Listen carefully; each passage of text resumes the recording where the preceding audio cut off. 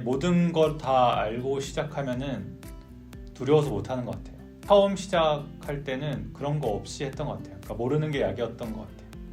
차라리 모르고 시작한 게 낫지 않았나라는 생각도 조금 합니다.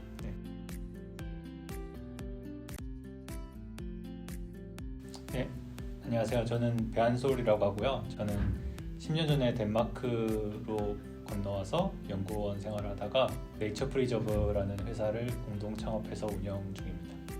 네, 저희는 그 농식품 회사들을 상대로 기관이나 또는 그 제품의 환경 발자국을 분석해서 알려주는 서비스를 하고 있고요. 나아가서는 이제 그걸 어떻게 고객들이랑 커뮤니케이션 해야 되는지, 그리고 앞으로는 어떻게 해야 이 환경 발자국을 더 개선할 수 있을지를 컨설팅을 하고 있습니다. 전혀 없었습니다. 전혀 없었고요. 저 덴마크에 왔을 때는 이제 제가 박사 졸업을 한 직후였는데, 그때는 보통은 해외에서 이제 박사후 연구원, 이제 흔히 이제 포닥이라고 하는데, 박사 연구원을 수년간 하다가 국내에 들어와서 이제 잡을 잡는 어떤, 그게 정말 정형화된 트랙이었는데, 여기 와서 일을 하다가 연구실 이제 지도 교수랑 창업을 처음에 하게 됐어요. 그래서 그때 이제 처음 창업 세계에 발을 들여놓은 것 같은데, 그러면서 이제 좀 새로운 경험을 많이 하기 시작한 것 같습니다.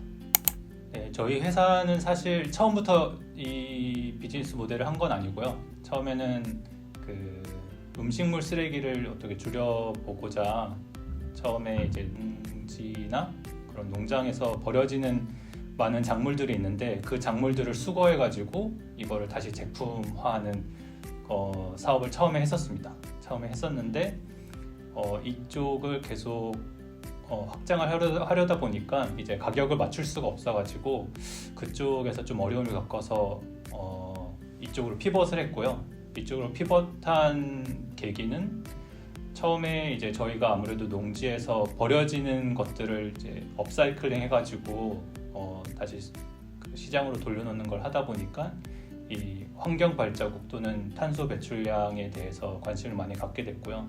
그쪽으로 저희가 라벨링을 해가지고 조금 더 저희의 어떤 컨셉을 이제 부각시켜주고자 했는데, 시장에 나가 보니까 그 수치들이 너무 일반화되어 있는 거예요. 이렇게 일반화된 숫자로는 도저히 이 커뮤니케이션 할 수가 없겠다라는 생각을 해서 저희가 독자적으로 이 분석하는 시스템을 만들기 시작했거든요. 그래서 이제 이쪽 사업을 시작했습니다.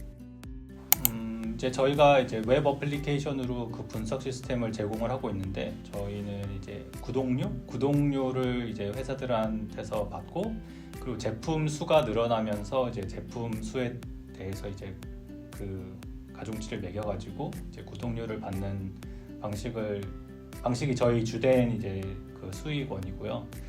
최근에 들어서는 이제 특정 회사 하에 저희 플랫폼을 이제 이식을 해가지고 라이센스 계약을 맺어서 하는 것도 이제 새롭게 비즈니스 모델에 추가되었습니다. 그러니까 초기 창업 그 패키지 같은 게 있어요. 한국에도 비슷한 게 있다고 알고 있는데, 1년 동안 월급을 어느 정도 받으면서 내 창업 아이디어 또는 아이템을 1년 동안 이제 디벨롭할 수 있는 그런 프로그램들이 있어요. 물론 뭐 신청한다고 다 되진 않지만 그 시스템이 이제 각 배치가 있는데, 그러면서 이제 네트워크도 쌓을 수 있고, 덴마크가 아무래도 네트워크로 많이 좀 돌아가는 사회라고 개인적으로 생각을 해서 정부에서 그런 거를 약간 지원해 주는 것 같습니다. 사실 덴마크는 생활비 빼면 다 괜찮아요. 일단 이너서클로 들어오면은 많은 혜택을 좀 볼 수 있는 것 같습니다. 기업가 정신이라고 하면 좀 거창하긴 한데, 저는 약간 열린 마음? 아무래도 불확실성이 정말 넘쳐나는 스타트업 씬이다 보니까 처음에 내가 생각한 대로 회사가 늘 흘러가지 않기 때문에 중간에 뭐 문제가 생기더라도 그거를 받아들이고 다음에 어떻게 나가야 될까를 이제 바로 생각할 수 있는 약간 그런 상황에 대한 열린 마음도 있을 것이고, 다른 영역에 있는 사람들과도 정말 터놓고 얘기할 수 있는, 전혀 생각하지 못했던 부분에서 같이 시너지를 만들어낼 수 있는 포인트가 생기기도 하거든요. 그런 열린 마음들이 좀 중요하지 않나. 근데 최근에 사실 하나가 있어요. 한국에 있는 후배가 또 인공위성 회사를 하고 있는데 저희가 하는 사업이랑 좀 연결해 보면 어떨까라는 생각을 한 2년 전에 하기 시작했거든요. 많은 정보들을 이제 인공위성 정보로 대체를 해가지고 사용자 입장에서는 질문에 덜 대답해도 되고, 그리고 저희 입장에서는 이제 얻어낸 답들을 굳이 우리가 정확한지 아닌지 판별하지 않아도 되는 약간 그런 윈윈이 있어가지고 작년에 운 좋게 그 EU에서 그랜트를 받게 됐습니다. 그래서 올해부터 이 협업을 시작하게 됐고요. 이거가 잘 되면 더 빠르고 편리하고 이제 정확한 그 탄소 발자국 또는 환경 발자국을 저희가 이제 제공할 수 있게 될 것 같습니다. 왜 굳이 그런 내 삶의 바운더리가 있는 데서 창업하는 게 저는 제일 좀 결과를 빨리 볼 수 있으니까, 성공하든 실패하든 좀 결과를 빨리 볼 수 있지 않을까라는 생각이 들고, 그러니까 처음부터 내가 살아보지 않은 지역에 가서 창업을 한다는 게 웬만해서는 좀 어려울 것 같거든요. 왜냐면 그 지역에 적응하는 에너지도 상당히 들기 때문에, 만약에 한국에 이미 사업이 있고 해외 진출을 하고 싶은 분이 계시다면 국내에서도 좀 많이 준비를 할 수 있는 것 같아요. 굳이 이제 나와서 시작하지 않아도 한국에서 사업 확장 도와주는 프로그램도 있고, 코트라라든가 덴마크 같은 경우에는 이제 ICD코라고 그 한국 코트라 역할을 좀 비슷하게 하는 데가 있거든요. 그런 기관들 도움을 받아서 뭐 시장 조사하는 것도 뭐 나쁘지 않을 것 같습니다. 일단 창업은 빨리 경험할수록 좋은 것 같아요. 네, 빨리 경험할수록 좋고 이제 싱글일 때 하는 게 좋다. 네, 라는 생각이 좀 분명히 있습니다. 그러니까 아무래도 딸린 식구라든지 내 책임감이 이제 더 크면은 행동 반경도 좁아지고 과감한 선택을 하지 못하는 경우도 생기는 것 같아요. 저 같은 경우는 이제 개인적으로는 처음에는 창업에 대한 생각은 딱히 없었지만 이제 연구실에서 오래 일하다 보니까 내가 지금 연구하고 있는 어떤 것들이 언제쯤 사회에서 실현될까라는 어떤 물음표가 좀 생겼던 것 같아요. 그래서 창업을 해서 이거를 좀 내가 오늘 한 게 정말 멀지 않은 미래에 이제 사회에 나오는 그런 거에 대한 어떤 갈증이 있었거든요. 그래서 그 갈증이 가장 좀 큰 원동력이었어요, 저 같은 경우는. 그럼에도 불구하고 그런 생각을 좀 빨리 하면 좋을 것 같다는 생각이 듭니다. 실패는 멈출 때 실패가 이루어지거든요. 그러니까 계속 하다 보면 결국 성공으로 가게 될 수밖에 없는데 중간에 멈추는 순간 실패가 돼버려요. 그러니까 저는 창업한 친구가 실패했다고 보는 경우가 아무것도 없어요.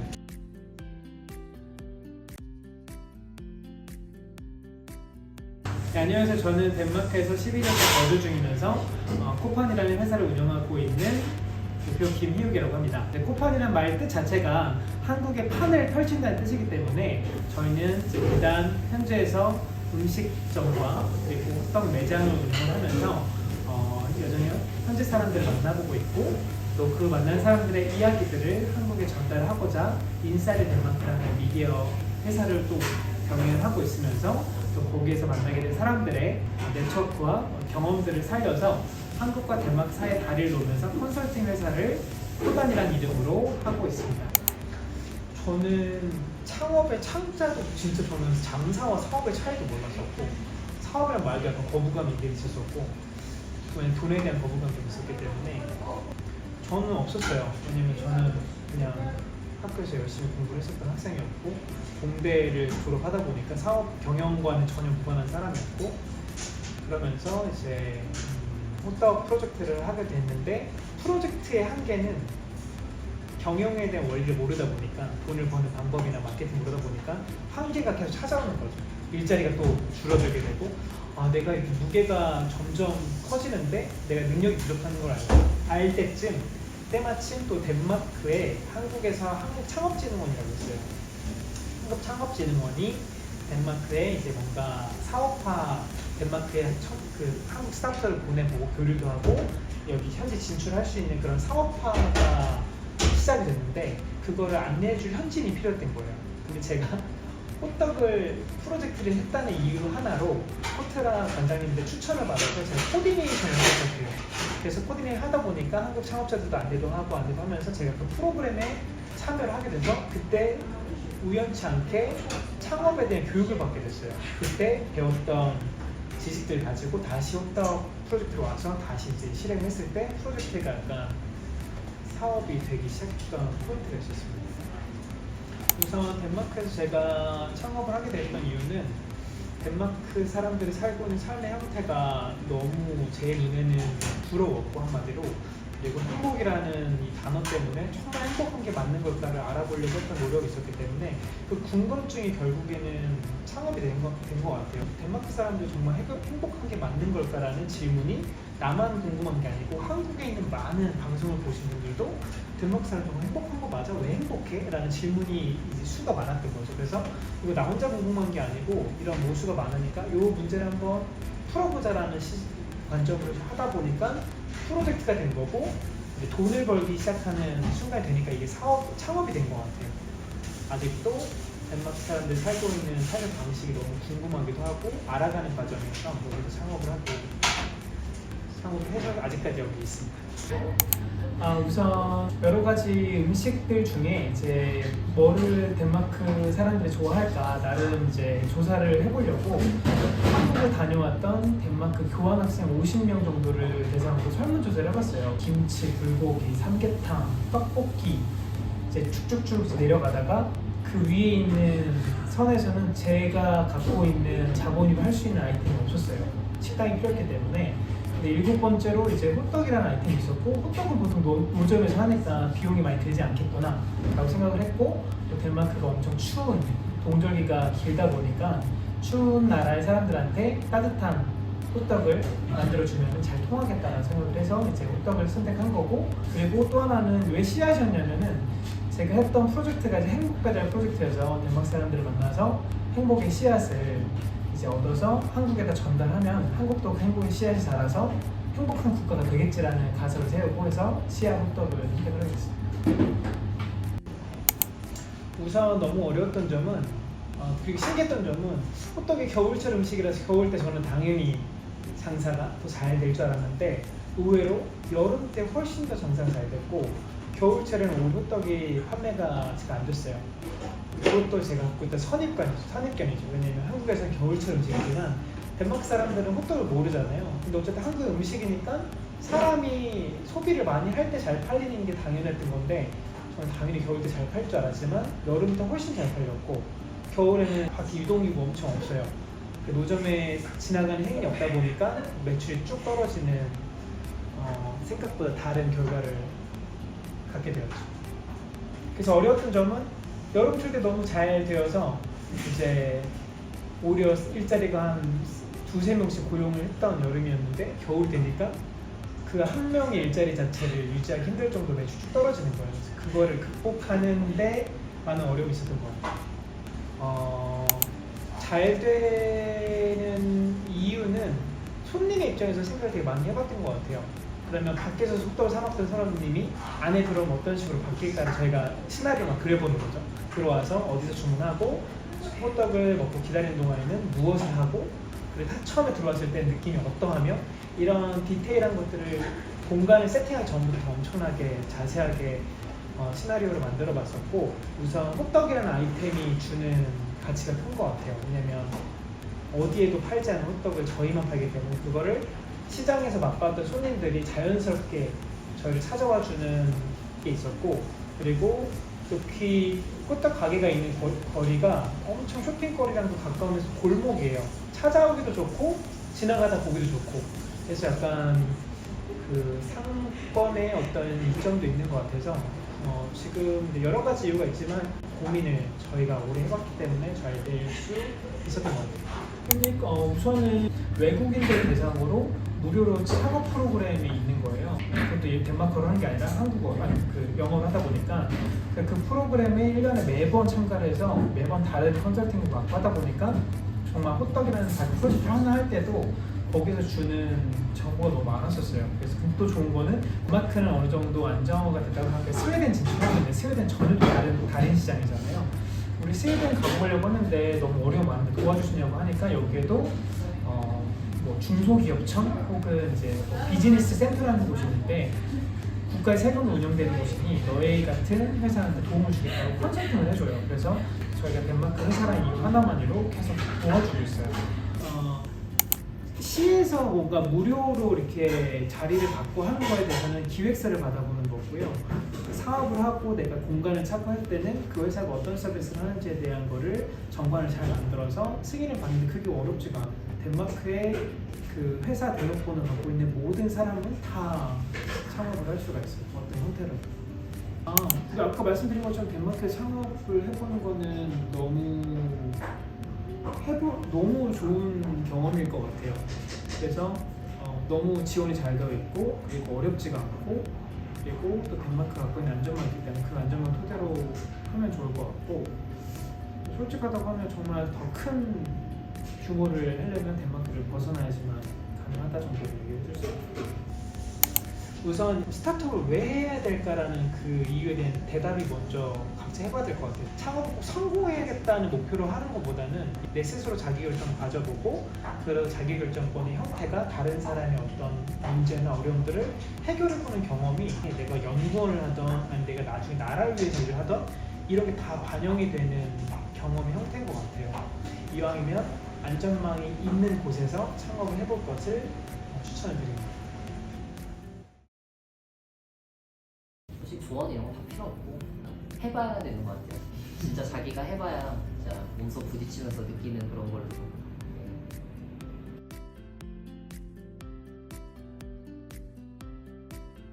안녕하세요. 저는 몬스터치킨의 공동 대표로 일하고 있는 김형우라고 합니다. 몬스터치킨은 스톡홀름에서 한국의 문화와 한국의 치킨을 많은 사람들에게 알리고자 목표로 하고 있는 가게입니다. 제가 지금 하고 있는 일은 제가 전공을 했었던 일과는 매우 무관한데요. 제가 살았던 나라들이 캐나다, 싱가포르, 중국 그리고 스웨덴까지 왔습니다. 근데 이곳에서 제가 살아보면서 한국 문화를 알리고 싶은 마음이 좀 컸었고 두 번째로 가장 큰 이유는 제가 여기 현지에서 이제 육아를 하다 보니까 시간이 좀 자유로워야 되겠고 회사보다는 나의 사업을 해야겠다라고 판단을 했습니다. 그리고 세 번째로 이제 좋은 친구들을 만나서 기회가 되어서 이렇게 한국 치킨을 알릴 수 있는 기회를 잡게 되었습니다. 저는 어렸을 때부터 중국에서 이제 유학을 했거든요. 한 6년 정도. 그리고 대학교 한국에서 졸업 후에 중국에서 또 일을 해서 한 10년 정도를 중국에 있었어요. 그래서 제가 스웨덴에 오고 나서 이제 같이 공부했었던 친구들 중에 또 아는 분을 통해 가지고 이 친구들을 또 만나게 되었고 또 어떤 친구는 제가 이 스웨덴에서 현지인을 좀 더 많이 알아보자라고 생각을 해서 인터뷰를 하러 많이 다녔었어요. 카메라 하나 들고. 그래서 한 10몇 명의 친구들을 만났었는데 그 중에 한 명이 같이 치킨에 대한 이제 생각을 가지고 사업을 하자라고 또 추천도 해주고 또 이야기 계속 나눠왔었기 때문에 그 친구들이랑 함께 하게 되었고요. 의견 조율 같은 거는 저희가 각자 가지고 있는 이제 특화된 이제 장기들이 있어서 더 시너지 효과가 나는 것 같습니다. 스웨덴어를 잘하고 어떤 한 친구는 이미 다른 음료 사업을 하고 있었기 때문에 이 레스토랑 산업에 좀 더 지식이 있고 또 어떤 친구는 법률적인 부분이 또 이제 특화되어 있는 친구가 있어서 또 저희가 거기서 이제 또 도움을 받고 저 같은 경우에는 이제 한국인이라는 메리트 그리고 마케팅 관련해서 또 일을 했었기 때문에 그쪽 부분에 또 메리트가 있고 먼저 제가 가장 좋아하는 음식 중에 하나가 치킨이었고 어떤 아이템으로 이제 외국인에게 친숙하게 다가갈 수 있을까라고 생각을 했을 때 가장 좋았던 게 이제 치킨이라고 생각을 해서 치킨을 선택하게 됐습니다. 제가 노력하지 않아도 일단은 K푸드, 한류라는 게 이미 전세적으로 형성이 되어 있어서 감사하게도 한국인이라고 하는 어드밴테이지를 가지고서 해외에서 할 수 있는 사업 중에 치킨이 가장 좋았던 것 같고 두 번째로는 이제 제가 아무래도 좋아하는 장르였기 때문에 더 연구를 하고 또 맛도 발전시킬 수 있고 또 이 치킨이라는 아이템을 가지고 많은 친구들에게 알렸을 때 제 자신이 또 기뻤기 때문에 좀 더 시너지 효과를 낼 수 있었던 것 같습니다. 제 생각에는 저희가 잘하고 혹은 못하고를 떠나서 스톡홀름에는 한식당이 많이 없어요. 저희가 열었을 때는 한 7군데가 있었고 한국 분들이 열었던 한식당은 한 7개에서 3개 정도가 있었는데요. 그 중에 이제 저희가 치킨집을 열었던 건 유일무이한 독과점 형식의 가게였기 때문에 처음부터 반응이 좋았던 거는 사실이고 가장 어려웠던 거는 그 처음에 좋았던 반응을 계속해서 유지할 수 있었던 거, 그 부분이 가장 어려웠었던 것 같습니다. 일단 음식에 있어서는 청결이나 위생 부분에서 매우 어려운데 그 부분은 가족이 먹을 수 있는 음식을 만들자, 그렇게 해서 음식 부분은 그렇게 저희가 생각을 하고서 계속 진행을 하고 있었고, 사업적인 부분에서는 저희가 좀 더 문화를 알리고 싶다라는 생각을 많이 했어요. 제가 영상관에서 일을 했었기 때문에 그런 문서적인 외교적인 것도 좋지만은 좀 더 우리가 소프트웨어적인 외교를 해야 되지 않겠냐. 비록 제가 같이 일하고 있는 친구들이 저 혼자 한국 사람이고 이제 중국 친구도 있고 스웨덴 친구도 이렇게 있어요. 하지만 우리가 좀 더 아시아적인 문화의 컨텐츠를 많은 친구들에게 알리면 좋지 않겠느냐라고 하는 생각을 가지고서 저희가 뭔가 기업가 창업가 정신이라기보다는 함께 했을 때 즐거울 수 있는 그런 문화 전파, 이거를 생각을 하고 있습니다. 그래서 치킨 이외에도 저희는 이제 다른 종목도 지금 도전하려고 준비를 하고 있습니다. 하고 싶은 거는 많이 있어요. 많이 있지만 저희 일단은 우선순위 두고 지금 진행하려고 하고 있어서 일단 저희가 계획은 잡아놓고 있습니다. 스웨덴 창업은 이렇게 비교를 해볼게요. 한국에서 창업을 하게 되면 정말 열심히 하잖아요. 쉬는 날 없이 일을 하고, 그거를 스웨덴에서 그대로 한다면 반드시 성공하는 것 같아요. 스웨덴은 여름에 휴가 레스토랑 판단을 해요. 어떤 레스토랑은. 그리고 저녁에도 한 9시 넘어가면 거의 다 문을 닫기도 하고, 그리고 라곰이라고 하는 이제 단어가 있는데 스웨덴어로 적당히라고 하는 그 단어예요. 그래서 여기 스웨덴의 문화는 적당히 더도 말고 덜도 말고 적당히 가자, 유지하자라고 하는 생각이 있기 때문에 스웨덴에서 창업을 한다면은 한국인의 그 근성과 노력과 정신으로 한다면 어떠한 아이템을 해도 잘 되지 않을까라고 생각합니다. 모든 해외에서도 그러겠지만은 먼저 언어적인 문제가 가장 클 것 같고요.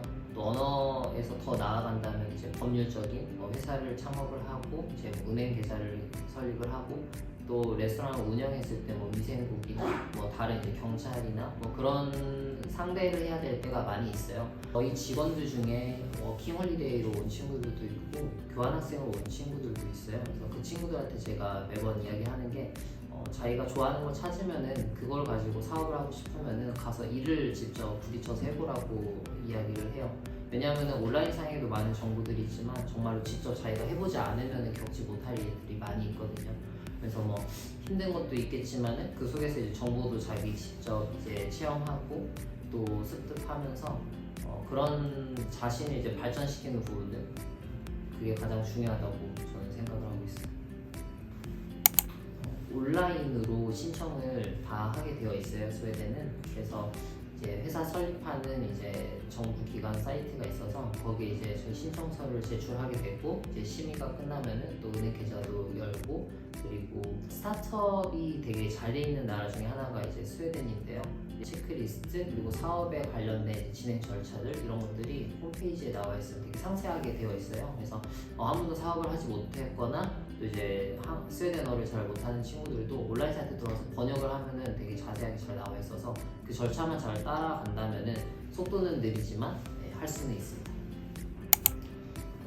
저는 해외에 나왔다면은 회사보다는 한 번쯤은 부딪혀보는 게 좋다라고 생각을 해서 창업을 꼭 권하는 부분이고요. 하지만 또 무모한 창업이 아닌 정말 자기가 이제 경험하고 또 그 추적된 이제 노하우를 가지고 많은 친구들에게 이제 내가 가지고 있는 그 특기를 이제 전달한다라는 생각을 가지고 그걸 이제 사업화하는 게 이제 창업이라고 생각을 해요.